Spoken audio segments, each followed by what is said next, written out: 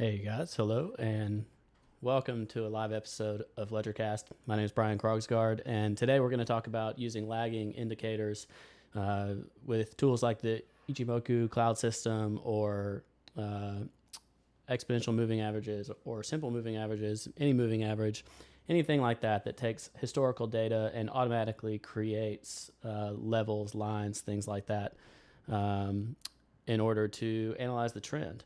I was inspired to do this. Thank you to a buddy of mine, Crypto Cred, who just did a live stream, and he's been doing a really great job with the analysis that he's been doing. And he was talking about how people should really learn to do analysis on their own, drawing lines, mostly horizontals with price structure is what he was referencing. But really with anything, just learning to do it yourself before you start using every tool in the book in order for them to do the work for you. And I do think that what he said has a lot of merit. Learning to be able to do things yourself, there is a great deal of reason of why you should do that. I think that those of you who are here, you're obviously engaging enough already to where you're ready to kind of go the next level and learn more. So it is important to be able to draw things for yourself.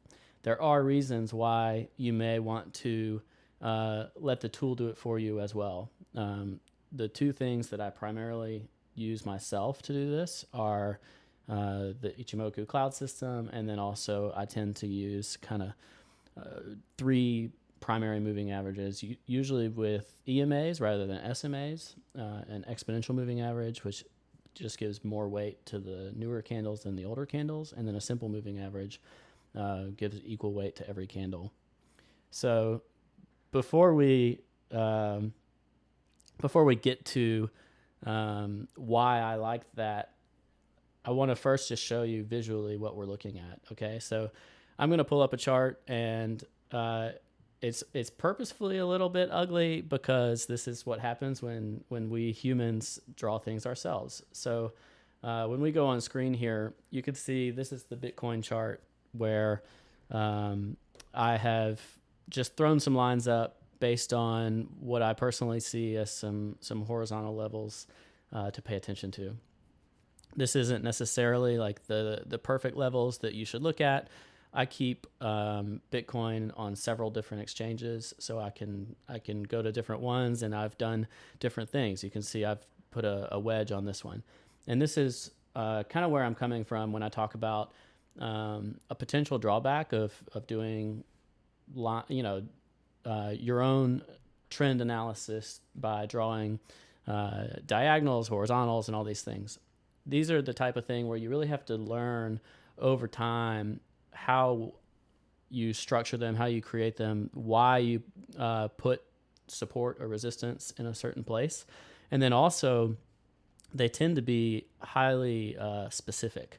So it's not like we're drawing a range here. We're drawing a very defined line, and we almost treat it like gospel to say, oh, well, above this or below this. And you do get some of that with the specificity, even to a greater extent, really, when you use systems as well. But I just think it's worth considering that like two people could draw support and resistance. Even if we predefine what they're drawing, we could say horizontal support and resistance. I want you to draw the swing high, the swing low, and then ranges within that where you should find support and resistance. Those people would probably draw them differently. So the reason that I like to sometimes do away with that is actually multifaceted. So I'm going to start with a reason that I think is quite practical, which is that you're not always equipped to do this. So when I was really charting a lot of crypto in the fall and digging into this ecosystem more, I was doing a lot of that from my phone, actually. So when you're trying to draw lines from your phone, that can be difficult. So something that draws the lines for you is actually really nice. So I was drawn to the cloud partly because of that. And you could even look at other things like Bollinger Bands too. The other thing is something that's a predefined tool is going to take out your own bias. So when I'm looking at this and I say like, okay, well, I'm going to put, a line here or there, whether I want to believe it or not, I'm still creating my own bias in that system.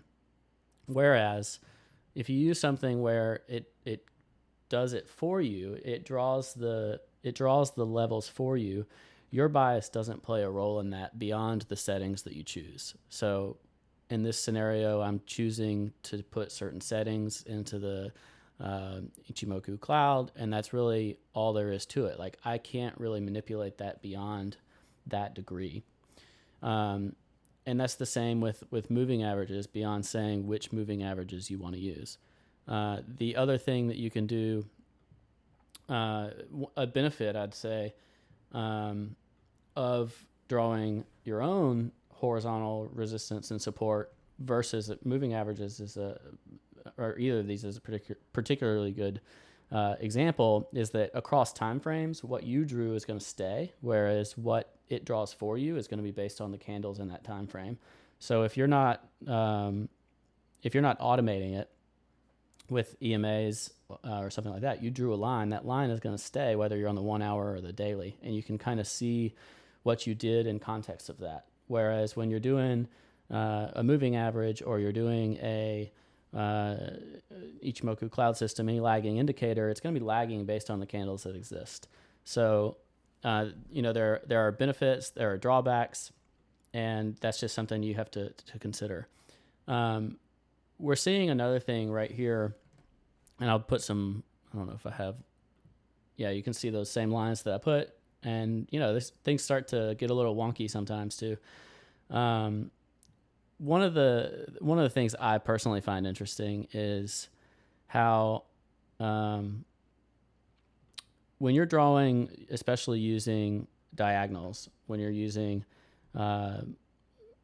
something that you drew yourself, this is a straight line. We're on a log chart, and log means that when you go over here, like every $1,000 on the Bitcoin chart is not the same distance. It's putting that in a log format. When you apply a curved line to that, you're adding a curve to something that's already a curve. So when you draw a straight line, it's a lot cleaner in terms of saying, well, what this is important or that's important. Whereas if you're looking at a moving average, or if you're looking at Ichimoku, you often are not going to get straight lines. So when you're trying to determine ahead of time, well, what levels am I thinking are important, it's a little bit more difficult to calculate exactly where those are going to come into play. So let's use an example. Sometimes we get a flat Keynesian with Ichimoku, and we usually enjoy those. One, because they mean that something was a level for a long time. So like this was a return to the mean, 0.5 retracement is what you get from a Keynesian like that. And it's drawn to it. We experienced the same thing here. You can see it nailed it. But we don't always get that. Like, what if you're looking over here and the cloud extends out ahead of the price? So we could be saying, okay, well, resistance is here because that's the cloud. But if it takes more than that time, like say it takes a couple more days, now the bottom of the cloud is significantly lower. So you have to kind of blend that time frame to be able to match that system. And that's something with a forward-looking indicator. It gets even more difficult if you're using moving averages and you don't have those yet. So like if you're saying, well, if this gets to the above the 50-day, I'll buy. Well, the 50 days here right now, but the 50 days is going to adjust a little bit every day. That's the nature of a moving average. So being able to determine what is that level is going to be more difficult. And again, that gives credence to using historical price action and using that to determine where your important levels are going to be, your key levels are going to be. Also notice when I was on that 4-hour chart, there are different, wicks that stick out to me, or like candle bodies, things that I find important. And when you look on daily, those change a little bit. So like this is also subjective in terms of what I'm looking at and why it matters. And there are ways that you can improve that over time and use strategies that are going to help you.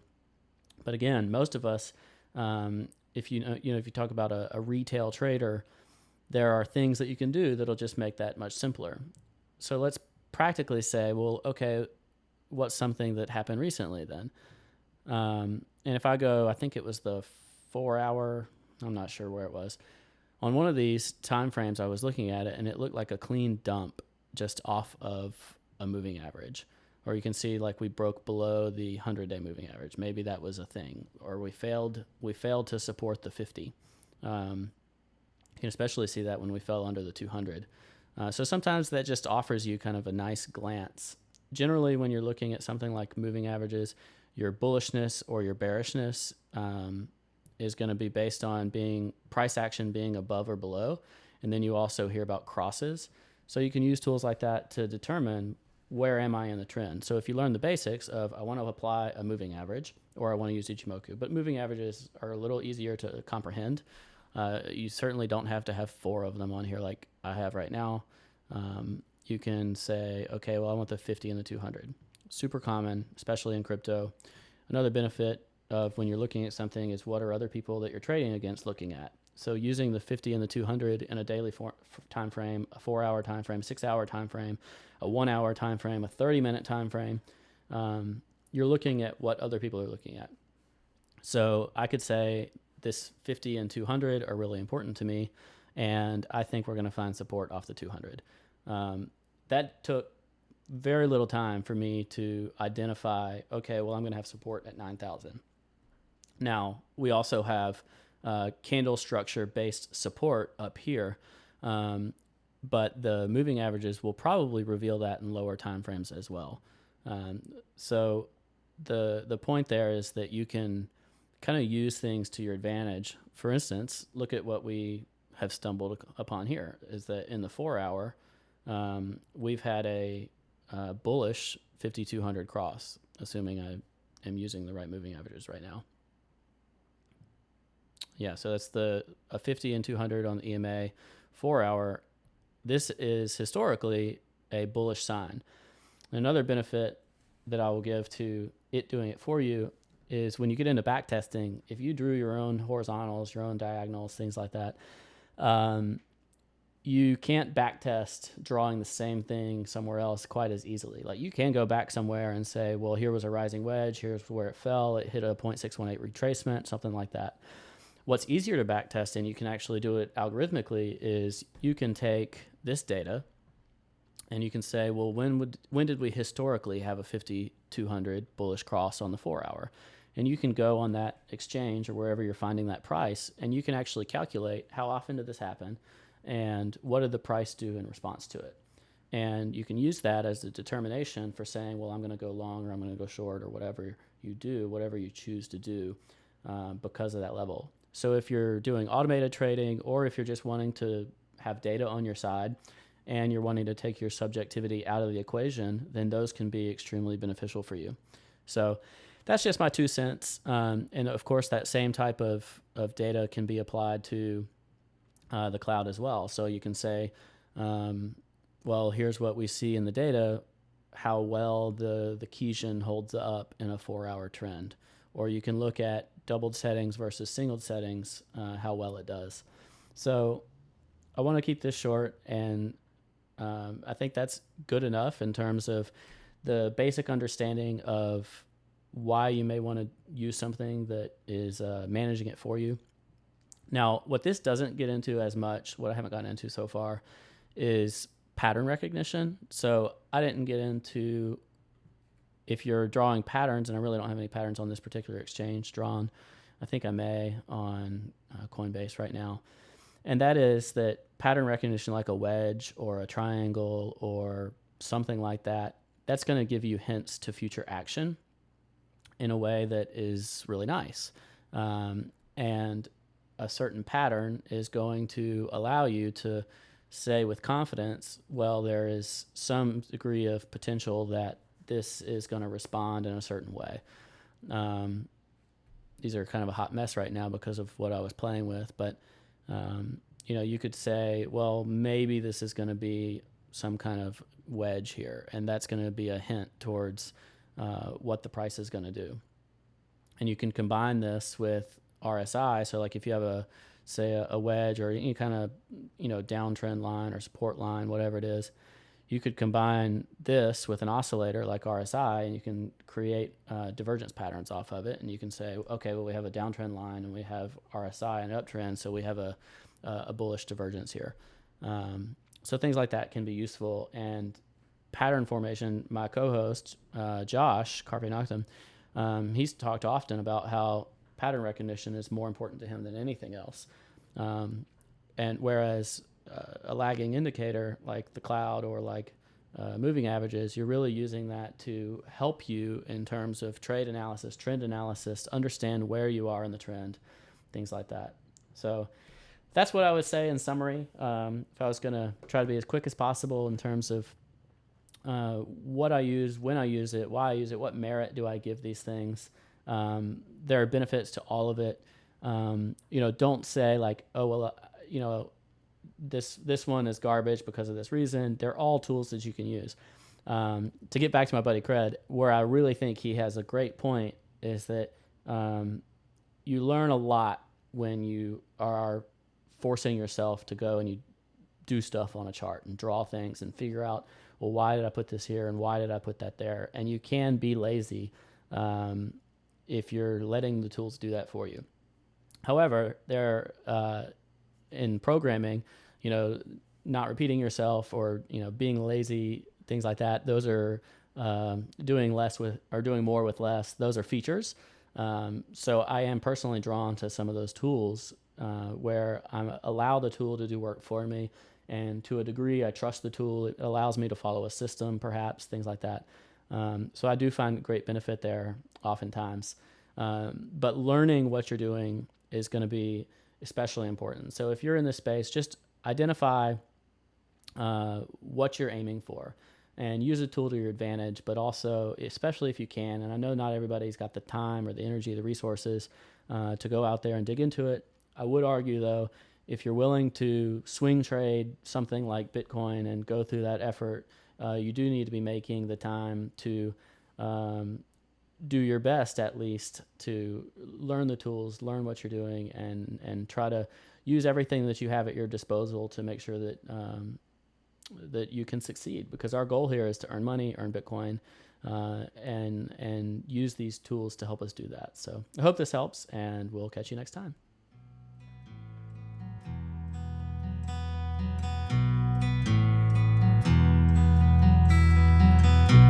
Monuments crumble